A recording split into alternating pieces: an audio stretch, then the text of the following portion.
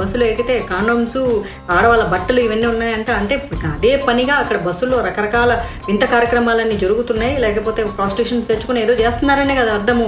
ఈ Pune rape case మన భారతదేశాన్ని అంతా కొలిపేస్తుంది. ఒక అమ్మాయిని అక్క అని పిలిచి అంటే దీది అని పిలిచి వాడు రేప్ కి పాల్పడ్డాడు. ఒక క్రూరుడు అనుమానం రాకుండా నీట్ గా ఎన్షర్ట్ చేసి మరి ఆ అమ్మాయిని నమ్మించాడు. బస్ కోసం వెయిట్ చేస్తున్న అమ్మాయిని మరొక బస్సులోకి అంటే ఒక పాత బస్సులోకి తీసుకెళ్లి అత్యాచారం చేశాడు.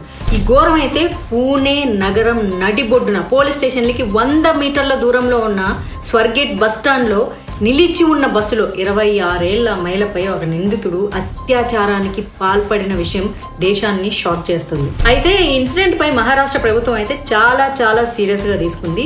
నిందితుడిని వెంటనే పట్టుకోవాలని కూడా ఆదేశాలు అయితే ఇచ్చేసింది. నిందితుడు చాలా నీట్ గా మంచోట్లాగా నటించాడు, కానీ వాళ్ళ లోపల మృగం ఆమెకైతే కనిపించలేదు కదా. పాత పడిపోయిన బస్సులు అవి ఓపెన్ గా ఎందుకు బస్ స్టాప్ లో ఉన్నాయి? సో ఇలాంటి సంఘటన మొత్తం సమాజం కూడా సిగ్గుతో తలదించుకోవాలి. ఎందుకంటే ఎవరిని నమ్మాలో ఎవరిని నమ్మకూడదో కూడా అర్థం కావట్లేదు.